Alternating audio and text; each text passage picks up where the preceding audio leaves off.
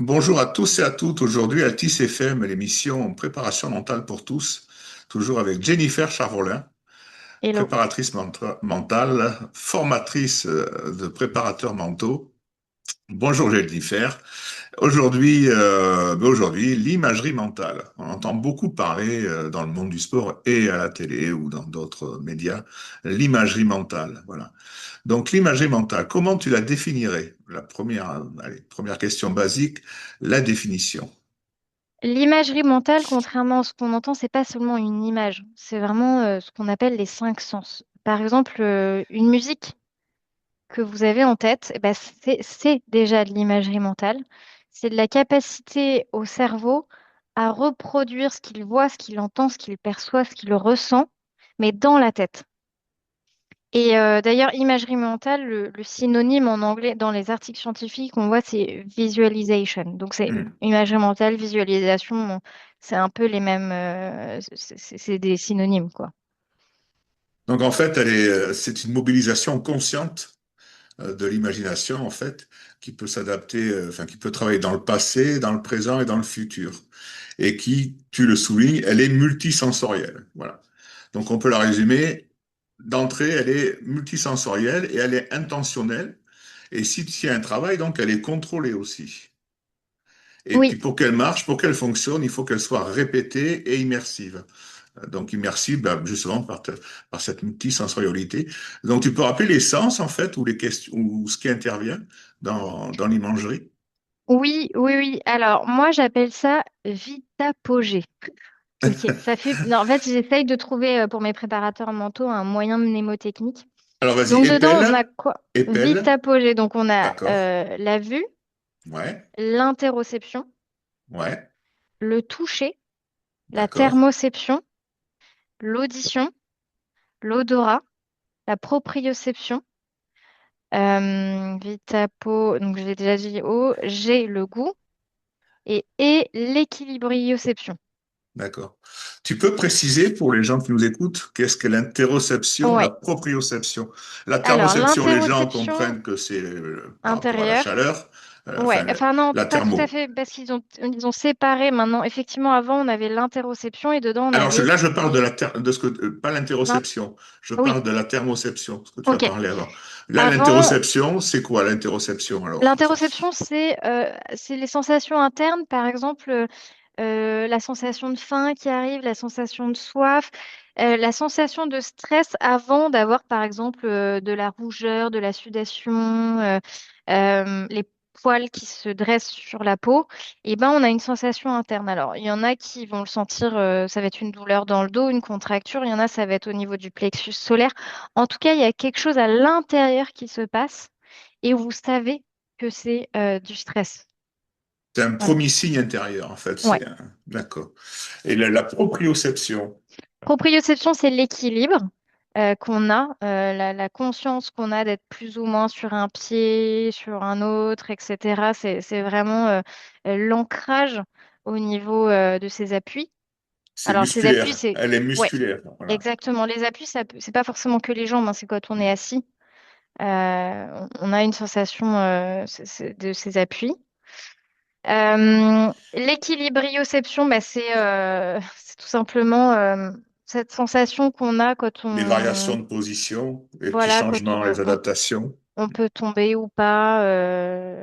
Mais on le sent surtout quand on nage, en fait, aussi. À quel moment on est dans l'eau, plus ou Hmm. moins. Quand on fait la planche, notamment, c'est un jeu rigolo à faire avec les enfants, notamment sur l'équilibrioception. Et la thermoception, bah, c'est la sensation chaud-froid, est-ce que je suis tempérée, voilà. D'accord. Et donc l'imagerie mentale, donc la définition, les caractéristiques, elle se base sur quoi en fait? Qu'est-ce qui montre que ça marche? Ou qu'est-ce qui a prouvé que ça marchait? Alors, il y a pas mal d'études scientifiques qui montrent que le cerveau ne fait pas la différence entre ce qui est réel et mentalement imagé. Hmm. Et il y a un truc que tu as dit qui est hyper important tout à l'heure, qui est, elle doit être contrôlée. Et je pense que c'est Hmm. important qu'on dise aux gens ce qui fait la différence entre sorte de trauma qui revient. C'est des images un peu traumatiques. Et c'est pas de l'imagerie mentale, ça. D'ailleurs, tout ce qui est traumatique et flashbacks traumatiques qui font pleurer les gens quand on essaye de faire de l'imagerie mentale, le préparateur mental doit arrêter Oui, il faut et un doit psy, là. renvoyer la Mm. personne vers un milieu médical, psychologue, psychiatre, parce que c'est pas le boulot du préparateur Nous, mental. on a un travail pédagogique et non pas Ouais, pathologique. Voilà. On est préparateur mentaux, on n'est pas psychologue ou psychiatre. voilà. Voilà. Et c'est OK, hein, c'est pas grave. Mm. Quelqu'un qui vient nous voir en disant bah, je vais faire de la prépa mentale et qu'on voit il y a des images traumatiques qui reviennent. C'est pas grave. On rassure la personne, on lui donne des adresses de professionnels qui savent faire, mais surtout on arrête la prépa Mm. mentale. On n'est pas là pour pomper l'argent des gens. On dit stop, on se met en stand-by, va te soigner, prends soin de toi. Si tu as envie de reprendre après, on reprendra. Mais on va pas faire les deux en même temps et on va certainement pas remplacer le soin. D'accord. Et ça, ça, c'est important que les gens le sachent. Voilà. C'est vraiment le préparateur mental, il a un cursus, le psychologue ou le psychiatre, il en a un autre. Et c'est pas du tout les mêmes, hein. Voilà. Et le but, un psychologue du sport peut être préparateur mental, il n'y a pas de Oui, souci. Par contre, un préparateur mental ne peut pas être psychologue à moins de passer justement mais les diplômes équivalents. exactement. Euh, il y a on parle de deux modalités aussi, la préparation mentale, la modalité associée et la modalité dissociée. Tu peux nous présenter qu'est-ce que l'associé, qu'est-ce que la dissocié, en Alors tu fait? parles de En fait, par statique et rapport, tu dynamique, sais, c'est ça? non, en fait, par rapport à l'associé, par rapport à vivre avec ses propres yeux, c'est toi qui vis la chose et tu vois, Ah voilà. oui, Et interne, la externe, d'accord. dissocié, c'est comme si tu étais spectateur, Interne, tu externe, vois? ouais. Voilà. Alors moi, je le dis, enfin, quand je le mets en pédagogie pour mes préparateurs mentaux, je parle d'interne, le prisme interne, comme si c'était une caméra où effectivement on voit à travers ses yeux, et externe quand on le voit de l'extérieur, comme si quelqu'un filmait et on se voyait. Ce qui est intéressant dans les deux, c'est que quand on est interne, on peut vraiment jouer sur de façon très profonde et de façon très personnalisée sur les cinq sens. Ça, c'est hyper intéressant parce que ça va atténuer notamment la sensation de stress, ça va augmenter la confiance en soi quand on est en prisme interne. Quand on est en prisme externe, donc dissocié, comme tu dis. C'est intéressant de le travailler aussi parce qu'on va pouvoir retravailler, par exemple, un geste, une posture, une répétition de gestes. Et ça, c'est hyper intéressant, notamment pour les musiciens, les sportifs, quelqu'un qui Mhm. apprend à faire du vélo, quelqu'un qui réapprend à marcher. Euh, donc, les deux prismes sont hyper intéressants, mais on va pas travailler les mêmes choses. Et quand tu disais que la préparation mentale, donc le cerveau ne faisait pas la différence entre le réel et l'imaginaire, si on caricature, que c'était les mêmes cartes mentales finalement quand on faisait ou quand on observait ou imaginait, moi j'aimais bien juste rajouter aussi souvent que si on peut faire ça, c'est que le cerveau est neuroplastique. Il se reconfigure sans arrêt, quoi. Et tu viens de parler que si ça a aussi un but sur le stress, la deuxième chose, c'est que le cerveau ne peut pas penser à deux choses en même temps. Donc, Oui, si je me concentre sur une visualisation, une perception, je peux plus être dans le stress à 100%. Et tant que je suis dans le stress à 100%, je pourrais pas me concentrer comme il faut. Mais à partir du moment où j'arrive à décrocher de mon amygdale et à rentrer dans une visualisation efficace et multisensorielle, ben, je peux plus être dans le stress à 100%. Je crois que c'est important que les gens. C'est pour ça que c'est vraiment un outil. C'est vraiment un outil remarquable. Est-ce que c'est un outil, tu dirais, toi, euh, le- moi, des fois, ça m'arrive de le dire je pense que c'est un des outils les plus importants parce qu'en plus, il réunit tout le savoir de finalement une bonne visualisation, c'est qu'il y a une bonne respiration, c'est on est aussi relaxé, il y a une détente. En fait, on ne peut faire une bonne visualisation que si on a vraiment les outils de base, le dialogue interne aussi, savoir se parler, savoir décrire. Est-ce que tu dirais que c'est l'outil de base, en fait, ou un moi je des dirais outils les même pas que plus c'est un importants? outil. Moi, je dis que c'est un pilier. D'accord, ok. Parce que déjà, beaucoup d'outils de la préparation mentale se greffent à ce pilier-là. Il y en a d'autres des piliers, hein. Il y a Mm. les respirations, les Ouais. Mm. relaxations, le dialogue interne et visualisation, imagerie Mm. mentale. Mais surtout, ce que je trouve énorme, c'est que le cerveau humain est le cerveau, je pense, unique, capable de mammifères capable de faire ça, volontairement, contrôlé, etc. Et c'est un outil qui n'est pas assez développé à mon sens. Il est beaucoup en maternelle, au primaire, on joue sur cet imaginaire, on joue sur cette projection. Puis après, on oublie parce que, en fait, le cognitif prend le dessus Mm. et on ne fait que travailler le cognitif après, et c'est dommage. C'est dommage. Moi, Mm. je sais que je travaille beaucoup avec les enfants sur les poésies. C'est que en imagerie mentale. Et si les parents, si jamais il y a des parents qui nous entendent et qui galèrent à faire apprendre les poésies à leurs enfants, petite astuce, vous prenez chaque strophe, chaque paragraphe de la poésie, vous en faites un dessin avec vos enfants, vous les faites colorier, et après vous enlevez la poésie et vous faites faire juste le dessin. Et bien qu'avec le dessin, déjà ils en prendront une première fois, ensuite vous leur faites fermer les yeux, ils vont voir le dessin. En 15 minutes, c'est plié. La poésie, elle est apprise. Donc, ne vous tracassez pas avec les mots. Passez par des... C'est ça l'imagerie mentale, hein. Pas C'est de ni plus guerre ni moins pendant que... les devoirs, voilà. Ben, c'est... Pas de stress, pas de colère, pas Moi, j'ai pas de. mal de parents qui me disent, oh là là, la poésie, c'est galère. Et puis alors, plus les strophes se rallongent, plus les classements, bah, ils paniquent. Et ben non, non, non, on passe par le dessin. Et c'est ça l'imagerie mentale. C'est juste qu'on passe par un support avec les enfants parce que c'est plus simple. Et après, plus tard, quand ils grandiront, ils n'ont plus besoin du support. Oui, parce qu'en plus, on a tous des canaux qu'on utilise plus ou moins. C'est vrai que tu parles de l'image. Les enfants, les gamins, de manière générale, ils ont une imagination qui est débridée parce qu'ils n'ont pas tous les freins que l'on se met nous. Et c'est vrai que le dessin est une manière pour eux de, voilà, d'exprimer ou de montrer ce qu'ils pensent, ce qu'ils veulent. Et c'est un outil qu'on n'utilise pas forcément assez avec les enfants, je trouve.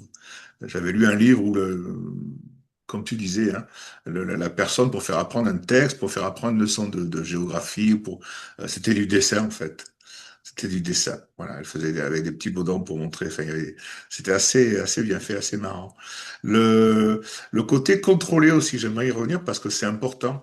L'imagerie ou la visualisation, c'est pas seulement un rêve, hein.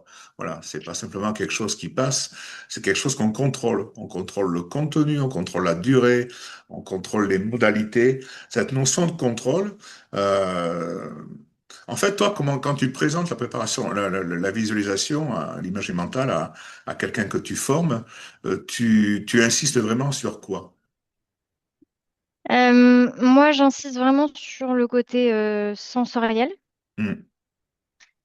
Contrôler, ça veut dire quoi? Contrôler, ça veut dire que c'est toi qui choisis le scénario, tu choisis le film en somme, et ça doit être stable, c'est-à-dire que il n'y a pas d'intrusif, c'est-à-dire que tu es en train d'imaginer que tu vas faire un discours. Si d'un seul coup, tu imagines que le micro marche plus, que il y a quelqu'un qui t'interrompt, etc. Normalement, il n'est pas censé y avoir d'intrusif comme ça, un peu violent qui arrive. C'est stable. C'est au plus proche du réel. On a un principe de réalité. Nous, en prépa mentale, si demain je fais visualiser quelqu'un sur le fait qu'il va devenir Thomas Pesquet, qui va faire le métier de Thomas Pesquet, au niveau probabilité, Il y aura un taux c'est... d'échec. Il y aura quand même un peu d'échec Ouais. Donc, on est au plus proche du réel, quoi. On essaye d'être de ses principe de capacités. réalité fort. Voilà. Ouais, ouais, Hmm. C'est important. Hmm. ouais. Et ce réel, justement, alors donc il y a le côté contrôle, l'intention, tu leur dis avant de faire une visualisation, d'avoir un objectif précis. Voilà. Il faut partir avec un objectif précis. Ah oui, oui, Qu'est-ce que oui, tu veux en faire? Voilà. c'est ça. Qu'est-ce que tu veux travailler? On travaille quoi dans quelle intention? Hmm. Parce que l'objectif, à la rigueur, un objectif dans une vie, il peut évoluer. Enfin, Alors, quand je dis L'objectif, objectif, c'est l'objectif de la préparation. C'est-à-dire, tu veux ouais, faire une répétition, on les verra ensuite, les ouais, modalités. Mais voilà, de bien préciser ce que tu veux faire, de pas partir dans tous les sens, bien sûr, il y a une de bien intention à précis. poser. Voilà, Oui, oui. il y a une Et ça peut intention. évoluer, et c'est OK, pas de souci. On est rigoureusement flexible. On est, voilà, on a des protocoles assez rigoureux. Pour autant, on peut tordre le truc pour s'adapter à la personne. Après, ce que j'aime bien dire, c'est, moi, je leur parle souvent de la précision. Voilà, il faut vraiment que chaque détail, euh, chaque sensation, chaque image, ça soit clair. Voilà, ça soit Ouais. alors contrôlé, mais vraiment précis. Les couleurs, les contrastes, les formes, enfin, de vraiment travailler que faire travailler ton cerveau, qui demande que ça d'ailleurs, hein. Ton cerveau est parfaitement capable de le faire. Et ça, je trouve que c'est important aussi, de Moi, je travailler. dis qu'on est précisément vague ou vaguement précis, parce que du coup, on va mettre l'accent sur un focus sur certains éléments de l'imagerie mentale. Hmm. Et puis le reste, bah, c'est OK. Et c'est OK qu'on contrôle pas tout, parce que même si on dit contrôler, il y a certaines personnes qui sont très dans le contrôle justement dans leur vie. Et qui, si elles contrôlent pas la totalité des éléments, eh ben, elles vont paniquer. Donc l'idée, c'est de dire, on a cette intention, comme tu dis, cet objectif, et on va focus sur ces points-là. Le reste, on va être vaguement précis, précisément vague, et c'est OK. Et c'est vrai que c'est les. Alors, est-ce que les images, l'imagerie, toi, tu préconises, moi je leur fais faire souvent un travail au ralenti et après à vitesse réelle. Mais en fait, Ouais. dans la littérature, tu lis que il vaut mieux le faire qu'à vitesse réelle. Enfin, qu'est-ce que tu en penses, toi? Alors, je pense que ça dépend ce qu'on travaille. Euh, Ça dépend ce qu'on travaille. De toute façon, même si on travaille au ralenti, il faudra toujours terminer par Ouais, à tout à vitesse fait. réelle. Ça, c'est la base. D'accord. Au ralenti, ça va permettre quoi? Ça va permettre d'aller chercher certains détails. Moi, je l'ai travaillé notamment au ralenti sur des triathlètes qui faisaient les transitions entre leurs épreuves. Et notamment, il y a un truc tout bête, mais je me rappelle d'un triathlète qui galérait, tu sais, en sortie de l'eau. Et tu sais, ils ont des cordes pour Ouais, tirer pour tirer la la combi combinaison. Et puis leurs chaussures sont déjà sur le vélo. sur le vélo. Et j'avais un triathlète mais la corde, c'était galère, quoi. Et en fait, ce qu'on avait fait, c'est qu'il avait mis un point de colle tout bête parce qu'en fait, tu cours, mais ta corde, elle fait ça. Donc, va l'attraper dans ton dos quand tu vois pas, Hmm. tu perds un peu quelques secondes et ça l'énervait en fait. Ça l'énervait, donc il est arrivé sur son vélo vénère et c'est pas forcément, il n'était pas dans La son. meilleure condition, les meilleures conditions pour redémarrer à vélo, quoi. Voilà. C'est ça. Et donc, du coup, on s'était dit, bah tiens, on va mettre un tout petit point de colle, un qui maintient en fait ta corde un peu droite. Comme ça, tu sais exactement là. Et puis, en fait, on a travaillé ce geste au ralenti, où il est serein, où il sent où c'est. Je repense à ce triathlète que j'ai préparé en préparation mentale, où on travaillait notamment les transitions. Tu sais, la sortie de l'eau, où il faut enlever sa combinaison, et généralement, ils ont des cordes pour tirer dessus et que ce soit plus simple. Et ce triathlète, sa corde, en fait, quand tu bouges, bah, elle bouge aussi, ta corde. Et du coup, il galérait, en fait, à tirer. Puis, il n'avait pas forcément une méga flexibilité pour remonter bien dans le dos. Et on a énormément travaillé cette transition-là, de choper la corde, de l'avoir dans les mains, de tirer dessus.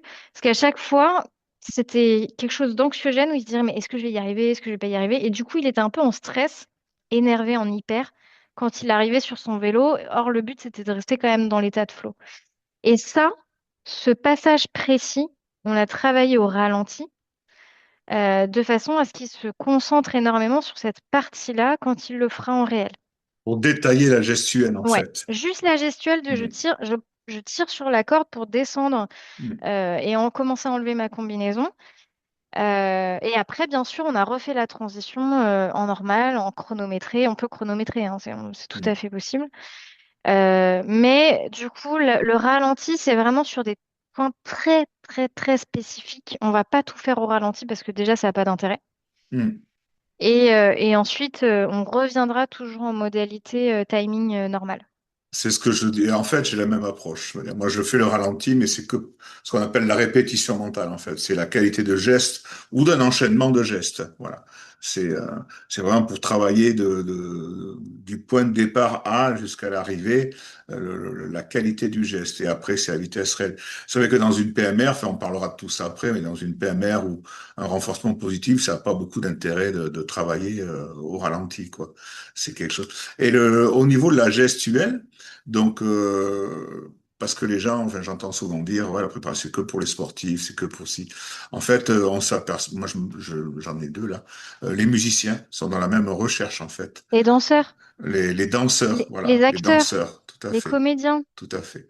les enfants Euh, et qui même, je apprennent à faire dirais, du vélo. de manière générale, quelqu'un qui a un travail un peu physique, euh, j'ai un copain alors qui est pas bûcheron, mais il aime utiliser sa hache et je lui dis, bah, écoute, visualise-toi en train d'utiliser ta hache pour travailler le mouvement, travailler la qualité du mouvement.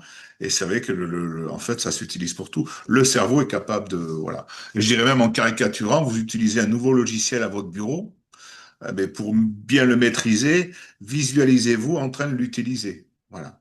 Votre cerveau, comme tu l'as dit très justement, il fait pas la différence entre le réel et l'imaginaire. Donc, Bah, dans la vie de tous les jours, moi je l'utilise beaucoup avec des enfants qui apprennent à écrire, le compas, l'équerre, enfin des choses du quotidien en fait. ouais, Le ski, c'est tout bête, mais il y a plein de gens qui apprennent à skier, la nage, la natation, c'est pareil. Et puis des choses un peu plus étonnantes, on va dire. Enfin, tu vois, les épiphénomènes. Typiquement, c'est tout bête, hein, mais moi, l'hiver, je me prépare à mettre mes chaînes sur ma voiture. Parce que théoriquement, tu sais le faire. Va te les mettre quand il fait -2, que tu as les doigts gelés, qu'il faut casser la glace sur ta.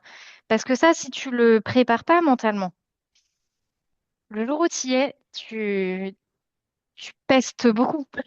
Et puis mais en plus, si tu es dans un flux de circulation, hmm. ça génère du stress, quoi. C'est pareil ce que tu disais là pendant la visualisation, s'il y a des obstacles qui arrivent. Les obstacles, on peut appeler, enfin moi j'appelle ça le contraste mental. En fait, tu vas trouver la solution dans ta tête. Voilà. S'il se passe ça, alors je ferai ça. Voilà. Et ça rassure quelque part. Tu parlais d'un micro qui se coupe, pour quelqu'un qui prend la parole en public, ben, il perd le micro ou autre, ou un sportif, ben, euh, se- trouve la solution dans ta tête. Voilà. Toi là, tu parles de chaîne. Parce qu'à un moment ou à un autre, tu sais que tu vas être dans ta région, il va falloir peut-être à un moment ou à un autre mettre des chaînes. Hein, voilà. Donc se préparer. Les chaînes, on les met pas en plein été, on les met quoi? Tu utilises quoi? 3 jours par an, 4 jours par an. Donc il faut savoir les mettre à l'instant T. Et c'est vrai que le cerveau va trouver des solutions. Et il vaut mieux trouver les solutions en amont que sous stress ou sous tension En fait, c'est le pendant. phénomène de déjà-vu. Ouais. Mm. Euh, le déjà-vu, à partir du moment où tu l'as un peu préparé mentalement, sans que ce soit exactement comme ça, parce qu'on a toujours ce qu'on appelle les et si. Et si ça merde, et si ça se passe, bah, c'est OK. Donc on est précisément vague ou vaguement précis, et c'est OK. Et du coup, le fait qu'on ait déjà préparé ce type de situation, même sans l'avoir forcément vécu, ça aide à rassurer le Tout cerveau. à fait. Parce que Ouais. le cerveau n'est rassuré que parce connaît déjà. On sait bien que les gens qui rejettent l'autre, qui rejettent l'inconnu, Le enfin, qui rejettent changement. la différence, c'est parce qu'ils ne le connaissent pas, qu'ils l'ont jamais vu. Donc, juste, on entraîne le cerveau au déjà vu et ça passe, quoi. Comme on dit, on change de zone en fait. Zone de confort, zone de Ouais. défi, zone de maîtrise. Euh, ça me fait penser là, moi, une des premières études que j'avais lues sur l'imagerie mentale, c'est l'acronyme PETLEP. C'est les deux Anglais deux psychologues du sport qui ont ils ont travaillé avec des gymnastes, ils ont fait faire des mouvements à des gymnastes, rien qu'en visualisation, pendant 2 mois. Et ben, ils se sont aperçus que ben, la qualité de l'exécution de l'enchaînement de gestes demandés, alors elle n'était pas parfaite, effectivement, mais elle était de très très bonne qualité, quoi. Voilà. La perfection, après, c'est quand tu travailles physiquement et visuellement, mais déjà visuellement, tu peux faire plein de choses, quoi.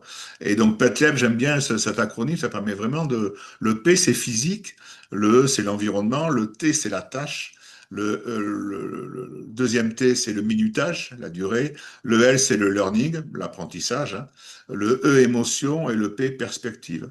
Et je trouve que ça résume bien mais ce que doit contenir une bonne visualisation. Parce qu'il y a quand même, malgré tout, des bonnes et des mauvaises visualisations. Enfin, si tu fais quelque chose de rapide, de pas précis, avec peu de sens, enfin, finalement, c'est du travail bâclé. Est-ce que toi, quand tu fais travailler donc l'imagerie mentale, avant de les laisser autonomes, tu en fais combien avec eux? Est-ce que tu as je dirais, un délai avant de leur dire, écoute, maintenant, je pense que tu es capable de pouvoir le travailler tout seul. On va continuer ensemble, mais je pense que tu peux travailler tout seul. Ce qui compte d'ailleurs, hein, c'est le travail seul, c'est ce que tu fais toi.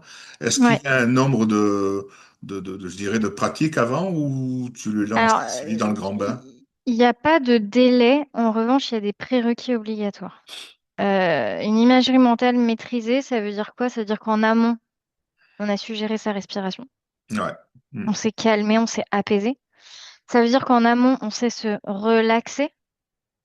Ça veut dire qu'en amont, on sait bien se parler aussi, parce que quand on visualise et qu'on voit, ah merde, ah, ça marche pas, et qu'on a le dialogue interne qui vient perturber l'imagerie mentale, bah, c'est pas OK.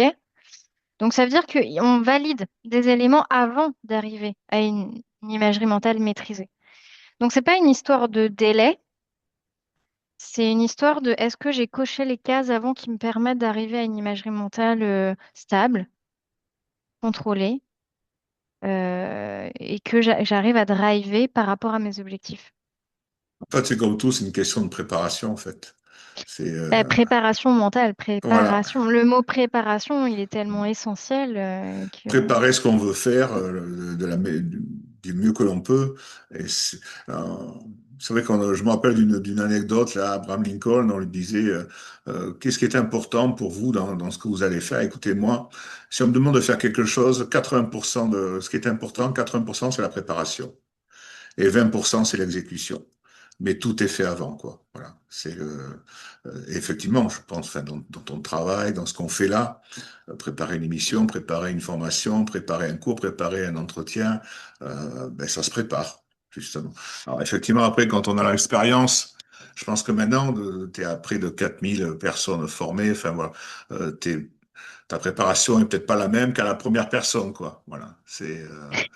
Bah, C'est, forcément, en tant que préparateur mentaux, alors déjà, en tant que préparateur mentaux, ce qui est essentiel, c'est de pratiquer les outils sur soi. Si jamais vous croisez un préparateur mental, quel qu'il soit, qu'il ne fait pas ce qu'il vous propose, fuyez. Non, mais c'est hyper important parce que euh, c'est hyper important. Pourquoi? Parce que ce qu'on va demander de faire aux autres, faut le faire soi. Enfin, moi, je viens de l'armée. Donc, si tu veux, à un moment, si je demande à mes hommes de faire 20 bornes il faut que je sois chargées, capable de les faire. Ouais. il faut que j'ai su ce que ça fait, en fait. Il faut Mm. que je me dise, ah ouais, 20 bornes comme ça, à un moment, on va pas le faire sans faire de pause. À quel moment on fait des pauses? Pourquoi on fait des pauses? Comment on fait les pauses? Qu'est-ce qu'on régénère pendant les pauses? On les espace de combien de temps? Et selon que ton dénivelé soit de 0 ou de plus 100 ou 300, ça va pas être la même. Mm. Et donc, du coup, n'allez pas prendre des préparateurs mentaux qui ne savent pas ce que c'est de vivre ces exercices. Connaître Euh, sans, connaître sans faire n'est pas connaître. Voilà. c'est ça. Et Mm. donc ça, c'est hyper important. Et après, bien sûr, bah oui, moi, quand j'ai démarré, j'étais évidemment moins douée qu'aujourd'hui parce que ce qui compte en prépa mentale quand on est préparateur mentaux, c'est comme les pilotes de chasse, c'est le nombre d'heures de vol. C'est le nombre d'heures Exactement. de Mm. pratique, quoi. Donc forcément, ça compte. Et puis voilà, et ça c'est le critère de base en fait. Voilà, c'est le nombre, et y compris pour la personne qui est formée, ce qui est intéressant. Enfin, elle ne pourra pas évoluer si elle ne suit strictement que les séances de son préparateur mental. Voilà. Tu as une séance tous les 10 jours, tous les 15 jours. Si tu fais que 2 ou 3 séances par mois, tu vas pas aller bien loin. Tout ce qui compte, c'est ce que tu vas faire entre les séances, Ah, en fait. exactement, c'est la Voilà. pratique. En fait, une séance de prépa mentale, c'est bien dans l'absolu. Mais à un moment, faut cranter, c'est-à-dire faut. Enfin, c'est comme le sport, hein. Il faut répéter. Voilà. Ouais, faut Mm. répéter, et puis on ne fait bien que ce qu'on répète, Mm. et puis il faut se l'approprier. C'est-à-dire que le préparateur mental peut dire, ouais, alors tu pourrais le faire comme ci, comme ça. Ah ouais, mais moi j'ai fait autrement. Ok, ça marche. Ouais, bon, bah c'est bon. Ouais. Fais comme il te convient de faire. En fait, nous, tu vois, on parle beaucoup, et c'est génial parce qu'il y a nous deux, on parle beaucoup gourou, on est anti-gourou. Et il y a ce film-là de Pierre Ninet, Gourou, qui sort là, et qui est génial. Et vraiment, allez le voir, ce film. Moi, je ne l'ai pas encore vu, mais il faut que j'aille le voir. Parce que c'est hyper important que les gens ne suivent pas aveuglément ce que quelqu'un va leur dire, que ce soit du coaching, de la prépa mentale ou tout autre développement personnel. Si vous ne le sentez pas, n'y allez pas. Si vous ne comprenez pas, si on ne vous a pas montré le moteur sous le capot, si on vous dit fais-le parce que je sais que c'est bon pour toi et que ça va marcher, et qu'on ne vous explique pas pourquoi ça marche, pourquoi neuroscientifiquement ça marche, qu'est-ce qui se passe dans ton cerveau et dans ton corps et qui fait que ça marche, bah, c'est pas OK en fait. Mm. En fait, c'est le but du jeu, c'est vraiment de savoir ce que l'on fait. Voilà. De comprendre. Connaître les principes de ce que l'on va faire, et en connaissant les principes, ben, on le fera mieux. On le fera mieux. Il y a des explications en amont qui sont strictement nécessaires. De toute Faut pas façon, nous, comme on cherche à faire en sorte que nos clients soient autonomes et qu'ils bossent sans nous derrière, parce qu'en fait, la prépa mentale, c'est un investissement de où temps, de travail, t'apprends, d'effort. Mm. voilà, t'apprends.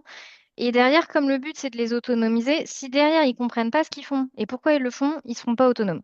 Mm. Tout Donc, à fait. nous, si on veut autonomiser les gens, et ça, c'est important de le dire, la préparation mentale, ça doit pas durer 15 ans, hein. Ça doit être un peu ponctuel alors, sauf cas exceptionnel, je veux dire, des athlètes olympiques qui vont travailler sur un long terme, enfin, un vrai objectif, une progression de carrière. Et encore, ils n'auront pas toujours le même préparateur mental parce qu'ils vont travailler des sujets différents.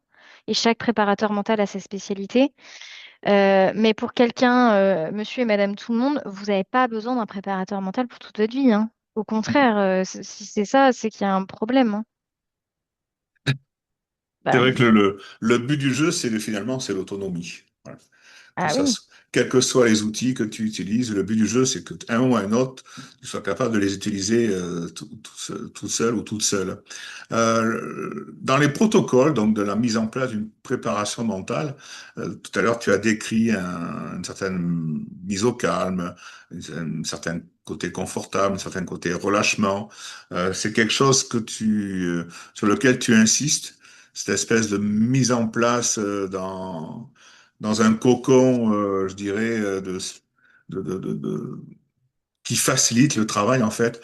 Moi, quand je dis en fait, c'est les yeux fermés, la position assise, couchée ou debout, l'installation confortable, l'accueil de l'environnement, le silence ou les petits bruits. Voilà, c'est vraiment quelque chose qui rentre en compte une préparation, une répétition mentale ou de manière générale une imagerie. Elle dure combien de temps quand tu la fais travailler? Ça va, ça en fait. dépend, franchement, ça dépend de l'objectif. Parce que, tu vois, tu parlais de confortable. Moi, j'insiste pas sur le confort parce que Hmm, moi, j'ai fait des visualisations où tu es en stand de tir, pardon, mais le confort, il n'y a pas en fait, hein. tout à fait. Donc, il faut être confort dans l'inconfort. Ça, c'est le premier point parce que t'es pas toujours dans un cocon pour fonctionner. Et puis, le quotidien n'est pas toujours confortable. Alors, Voilà, quand je premier parlais point. confort, c'est que moi, je parle par gradation, en fait. Ouais, Au départ, tu t'entraînes dans les meilleures conditions oui, possibles. d'accord. Et puis, le but du jeu, finalement, maintenant que tu es très bien entraîné, eh ben, c'est de le faire dans les conditions de la réalité dans laquelle tu veux le mettre en place. Alors, moi, je le fais moins comme ça. Moi, ce que je fais, c'est que je travaille beaucoup en état de relaxation très profonde au départ. Et après, je réduis l'état de De relaxation pour relaxation, aller d'accord. de plus en plus vers un état de conscience ordinaire. Alors, pourquoi on travaille beaucoup en relaxation au démarrage? C'est pour lever les freins. Je vais pas y arriver. Non, c'est pas possible. J'ai toujours fait ce geste de manière erronée, donc je vois pas comment je pourrais le refaire bien. C'est pour enlever tout ça, pour que la personne soit bien détendue et qu'elle le travaille mentalement de façon vraiment apaisée.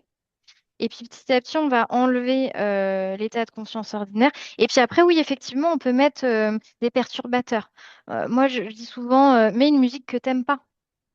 qui va te allume la télé avec je sais pas, le JT, enfin n'importe quoi, un truc voilà, qui te stresse, hein, parce que le JT c'est stressant quand même, il y a des morts partout, on a l'impression qu'on sort de chez soi, on va crever. Donc c'est assez anxiogène, le JT, globalement. Donc voilà, et puis après, petit à petit, se mettre effectivement dans les conditions du réel. Moi, je le fais souvent déjà dans les conditions du réel. Tu vois, au ski, je le fais pas en... Alors, sauf quand je les relaxe. Parce qu'évidemment, en état de relaxation, t'as froid, hein, enfin, le corps est en hypo. Hmm. Donc, je les fous pas dehors parce que l'idée, c'est pas qu'ils tombent malades. Mais au ski, petit à petit, très vite, on va dehors. On a les skis aux pieds. On est en haut d'une descente. Et on va driller, enfin, répéter, euh, juste avant d'y aller. Et de fait, donc, il y a le protocole. Tu leur laisses à la fin une phase de mémorisation, une phase de s'intégrer, de s'imprégner de tout ce qu'ils viennent de faire, avant de faire une reprise, ou tu passes directement à la reprise. Comment tu fais? Moi, souvent, je dis laisse venir ce qui arrive là, ici et maintenant. Et après, généralement, je fais toujours de toute façon une phase de reprise dynamisante, parce que bah, derrière, il faut quand même être vigilant et concentré. Après, là où je vais varier, tu vois, c'est il y a un débat chez les préparateurs mentaux sur, oui, mais on fait du statique ou dynamique. En fait, avant, moi, j'ai appris à l'époque, quand j'ai commencé, qu'il fallait à tout prix faire que du statique. On ne doit pas, comme les boxeurs, tu vois, fermer les yeux et faire les gestes comme ça. Hmm. On n'était pas censé le faire.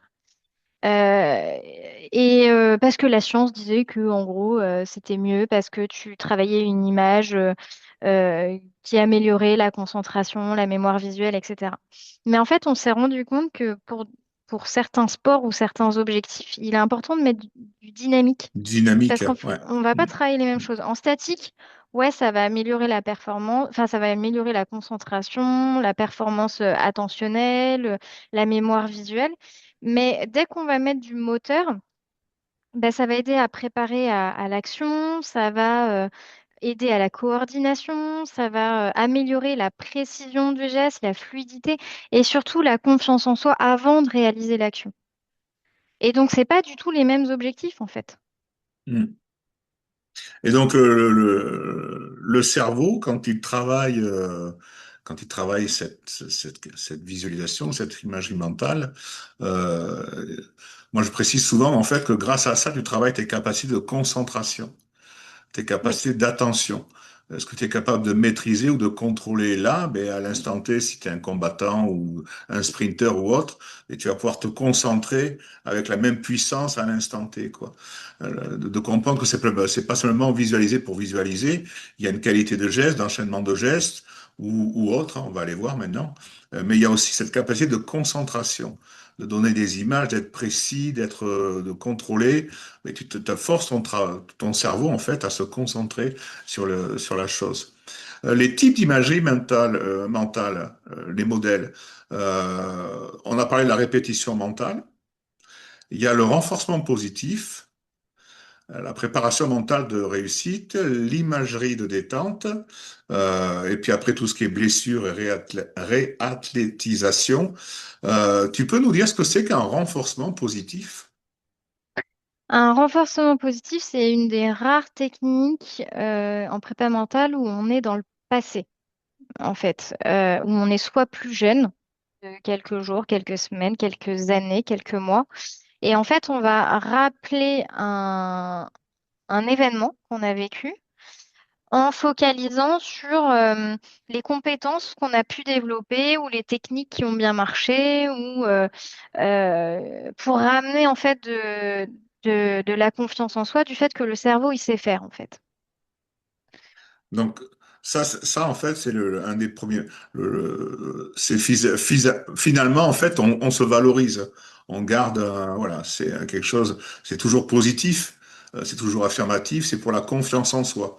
Voilà, c'est pour renforcer l'estime de soi et la confiance en soi. En fait, Euh, ça renforce aussi le sentiment d'autodétermination, aussi en d'accord. termes de Mm. motivation. Ouais. Voilà. OK. La préparation mentale de la réussite. La PMO, ouais, la préparation. Alors moi, j'appelle préparation mentale d'un objectif maintenant parce que j'avais beaucoup de clients qui me disaient, mais du coup, l'objectif, c'est réussir. Alors, réussir n'est pas gagné, hein. C'est pas forcément un C'est objectif en soi ça. de réussir. Et du coup, je l'ai appelé objectif parce que l'objectif peut évoluer dans le temps et on peut avoir des échecs réussis. Voilà. Du coup, ça a enlevé cette confusion-là. La préparation mentale d'un objectif, c'est l'inverse un peu du renforcement positif. C'est là, on est plus âgé dans le temps. Dans On le va se futur, hein. projeter dans le futur, plus vieux d'une heure, une journée, une semaine, 3 mois. Je pense aux jeunes qui passent des concours en ce moment, ils se projettent sur le concours, l'oral, etc.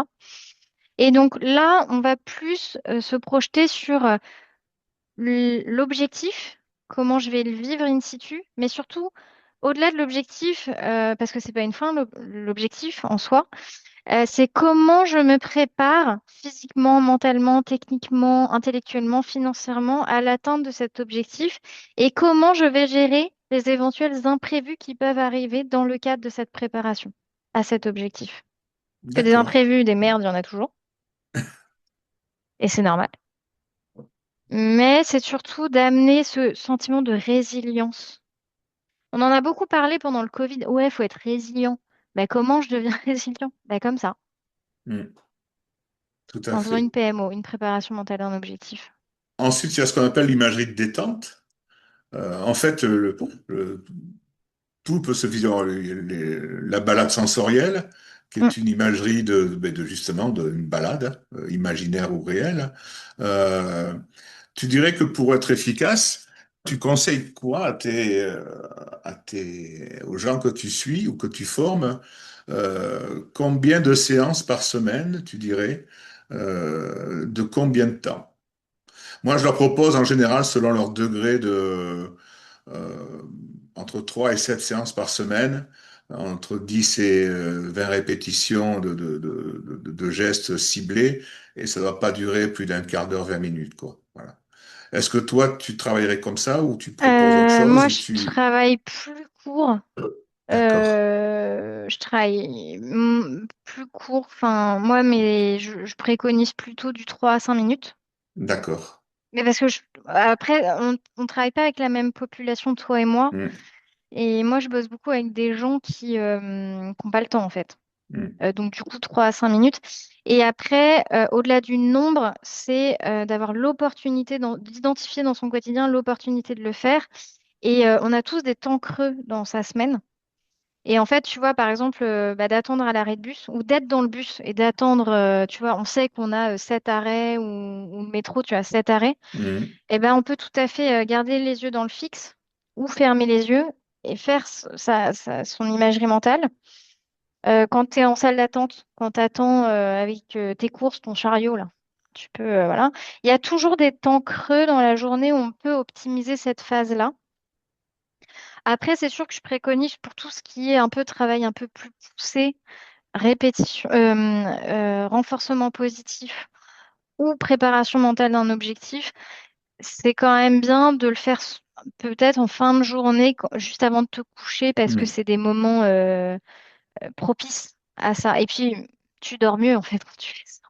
Parce qu'en Exactement. fait, Hmm, t'as géré le passé, t'as préparé mentalement le futur et du coup, t'évites d'osciller entre passé où tu as des ruminations et futur où tu es dans l'anticipation anxieuse. hmm, Et ça évite en fait d'avoir ce sommeil un peu perturbé par ah mince, j'ai pas fait ça, il faudra que je le fasse demain. Ben non, en fait, là, tu l'as traité mentalement, hmm. donc tu dors mieux. Après, on a oublié une imagerie mentale aussi, c'est celle d'activation avant Ouais. l'effort lui-même, quoi. Là, on parle d'imagerie mentale, je dirais, de travail en profondeur. Déjà, quand on fait la relaxation, bon, on va pas faire une séance de sport ou une compétition dans la foulée, quoi. Donc, l'activation mentale aussi, c'est quelque chose que tu mets en avant. Tu leur dis avant une compétition ou avant un entraînement, pourquoi pas, ben, prépare ton cerveau à vivre les choses. C'est quelque chose Ouais, dont tu parles aussi. c'est un peu un trigger en fait. C'est ni plus ni moins qu'une répétition mentale en état de conscience ordinaire où Ouais. on va mentalement se faire. les trois prochains gestes, les trois prochains mots, les trois prochains pas. C'est comme ça que je le dis. Et en fait, c'est l'action, la parole, l'enchaînement de gestes que je vais faire là tout de suite maintenant. Et un dernier cas aussi, alors après, on peut décliner, hein. En fait, tout peut se visualiser, hein. La balade, c'est une balade que l'on fait pour bien profiter de ses sens, qu'elle soit imaginaire ou réelle. Une bulle sensorielle, un éveil sensoriel, une bulle protectrice, enfin, on peut tout imaginer. Euh, Quelque chose dont on s'est aperçu que ça avait des effets bénéfiques aussi, c'est la réathlétisation, le Mm. retour de blessure. Tu peux nous en dire un peu plus sur ce Alors, phénomène, en fait? ouais, bien sûr, il y a des études qui montrent que l'imagerie mentale, en fait, elle active les mêmes zones cérébrales que l'exécution réelle des mouvements. Et ça, c'est une étude de 2000 de Ganis, il me semble. Et en fait, on va travailler vraiment sur l'activation du cortex moteur pendant l'imagerie mentale. Et ça va permettre, alors on s'est utilisé dans beaucoup de cas, hein, dans la rééducation notamment après des AVC, Mm. dans la préparation mentale du sportif de haut niveau après blessure, etc. Et aujourd'hui, on sait dire que cette réathlétisation physique associée à une réathlétisation mentale permet de Un gain de recover là. temps. Mm. Ouais, Et de un retour en pratique moins risqué, plus rapide, ouais. moins stressant aussi. Et en fait, qu'est-ce qui se passe dans le cerveau? Euh, En fait, le cerveau, euh, bon, il active un muscle qui va travailler, donc se muscler. Mais quand on fait plus le geste, parce qu'on est immobilisé, on a le pied dans le plat, par Mm. exemple, eh ben, les neurotransmetteurs ne transmettent plus. Et en fait, la connexion se réduit ou se perd. Mm. Et donc, l'idée de réactiver mentalement, c'est de ne pas perdre la connexion. Pourquoi? Parce que plus on travaille la connexion, plus elle est rapide. Plus elle est fluide, plus elle est Exactement. naturelle. Mm. Et donc l'idée, c'est, OK, je suis immobilisée, mais je vais quand même retravailler cette connexion dans mon cerveau pour pas la perdre. J'entretiens quand même, Voilà. j'entretiens. Voilà. Et ce qui fait que quand je vais retrouver la mobilité, par exemple, de ma jambe qui était dans le plâtre, bah, cette connexion, elle sera toujours active, donc je vais récupérer plus vite. Mm. C'est ça. Et puis, il y a aussi le fait, j'ai vu avec un handballeur, par exemple, qui m'expliquait que alors pas en puissance, ben, il avait dû attendre le nombre de jours qu'on lui avait dit, mais l'amplitude, il avait été surpris, Mm. il avait gagné quasiment 20% de son temps. On lui avait dit, alors je caricature, mais on lui avait dit, ben, écoute, dans 3 mois, tu auras l'amplitude complète. En fait, il avait retrouvé son amplitude complète 2 mois et 10 jours après, quoi. Voilà. Et malgré tout, ben, au niveau confiance en soi, au niveau gestion de soi, c'est quand même important. C'est dire, putain, ouais, ça y est, j'ai retrouvé quand même une amplitude, la puissance, donc elle va revenir. Et c'est vrai qu'on s'aperçoit aussi que le fait que tu fasses la réparation mentale pendant ta blessure, le jour où tu reprends ton activité, ton sport ou autre, euh, et souvent, tu le fais de manière plus libérée. Voilà, tu évites, il y a un risque de surblessure que tu évites, ou une latence entre l'efficacité que tu avais avant et celle que tu as maintenant qui est réduite. Je crois que c'est vraiment important. Et les athlètes, je pense, mais comme je dis souvent, moi j'ai eu à faire puis de toute façon, tu peux rien faire physiquement, hein. Ton pied et ta jambe est dans le plâtre. Ben, autant travailler, autant développer d'autres compétences, hein. Voilà. Ouais, et puis C'est au-delà pas du des temps perdu de athlètes, toute façon, hein. Alors là, c'est je ça. parle d'un athlète, mais ça peut être, tu parlais d'AVC, tu parlais d'autres problématiques, de quelqu'un qui se cassait un bras tout simplement, alors que je sais pas, que tu as besoin de tes 2 bras. Voilà, c'est quelque chose que Ouais, et tu peux puis travailler.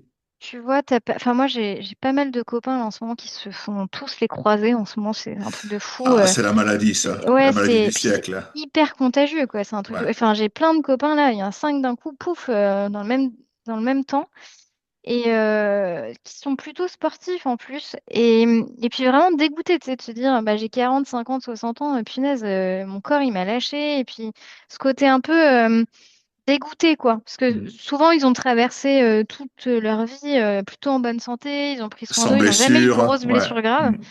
Et là, dégoûté. Et puis surtout, chez tous, c'était donc gérer la frustration. On sait qu'avant une opération des croisés, il faut avoir fait de la kiné en fait pour pas trop faire fondre le muscle. Mm. Ensuite, ils sont opérés et après, dans la partie récupération kiné, eh ben, j'en ai plein qui me disaient j'ai pas retrouvé l'amplitude. Alors, on l'a fait en imagerie mentale, enfin, justement en visualisation. Et surtout, il y en a plein qui me disaient j'ai peur. Et même, tu vois, de se retourner, tu sais, tu marches, puis tu as oublié tes clés, tu fais Mm. demi-tour. Mm. Le geste de faire demi-tour, où d'habitude, ils font pivoter d'abord le haut du Ouais. corps et ensuite le reste suit, Là, ben, même ces gestes-là, ça les fait flipper. Mm. Et ben ça, on peut le travailler aussi dans le Mm. quotidien, de retravailler aussi ce côté. N'oublions pas que dans l'imagerie mentale, il y a la proprioception. Donc de retourner le corps en remettant tout aligné de sorte à faire attention à pas se répéter les croisés, bah, ça compte en fait. C'est même dans son quotidien, même monsieur et madame tout le monde peuvent tout à fait réutiliser ces outils-là pour s'apaiser vis-à-vis de la récupération des croisés alors qu'ils ne sont pas sportifs de haut niveau. Mm. Tout à fait. Donc, c'est vrai que l'imagerie mentale a quand même est un gain, je dirais, pour toute personne qui finalement enchaîne des gestes professionnels ou sportifs, quoi, ou des attitudes, l'imagerie mentale, ou pour se détendre. Voilà. Moi, j'aime bien utiliser, moi, avant de dormir, imagerie de détente. Voilà. J'ai mon petit coin, j'ai mes sensations. Et d'ailleurs, c'est là aussi où parfois c'est un peu risqué quand tu travailles des imageries de détente ou des relaxations, et que parfois tu es en visio, il faut, voilà. Allô, allô, il faut revenir, il faut revenir. C'est vrai que ça détend très très bien parfois. Ça détend très très bien. Là, il nous reste 2 petites minutes. Allez, même, je pense qu'on a dépassé, mais c'est pas bien grave. Tu conclurais sur quoi? Tu dirais quoi, l'imagerie mentale, en fait? Si tu devais résumer l'imagerie mentale, tu dirais quoi? Moi, je dirais que c'est déjà un beau cadeau qui est déjà dans les gens. Il n'y a pas besoin d'acheter un truc, il n'y a pas besoin, il y a juste besoin de comprendre. Même ceux qui n'ont pas Oui, forcément c'est les gratuit et moyens, disponible. Voilà. voilà, ceux qui n'ont pas forcément les moyens de se payer un préparateur mental, vous avez tout à fait la capacité de vous poser 5 minutes et de jouer avec ça. Essayez de vous entraîner, faites-le, même si vous n'y connaissez rien. Amusez-vous à tester, à regarder ce que ça fait. Et ensuite, à petit à petit, dompter la bête, comme on dit. Mm. Mais voilà, amusez-vous à le faire. Ça fait pas de mal. Il y a zéro risque. Oui, il y a Enfin, vous zéro risque, risquez hein. rien. Mm. Vous ne risquez rien. Ça peut faire que Juste, du bien. Voilà. voilà, juste warning, si jamais vous avez des images désagréables plusieurs fois de suite quand vous le faites, c'est qu'il y a probablement enfin, du trauma. Il y a quelque chose Et donc, derrière, hein. Mm. voilà, vous allez consulter psychologue, médecin pour vous faire aider. Au-delà de ça, jouez avec la merveilleuse machine que vous avez, qui est votre cerveau. Apprenez à la connaître et c'est déjà pas mal. Tout à fait. Eh bien, écoute, je te remercie pour cette émission. Donc, l'imagerie mentale, de A à Z, je dirais, en paraphrasant célèbre collection, l'imagerie mentale pour les nuls. Voilà. Et qui d'ailleurs, quand on connaît la collection, petit aparté, elle est loin d'être que pour les nuls. C'est en général très, très bien fait. Merci Jennifer. Merci pour ces 45 minutes et quelques minutes de plus sur cette émission. Merci à toi, merci à vous. Et puis je vous dis à tous à très bientôt. Merci. Au revoir Jennifer. Au revoir.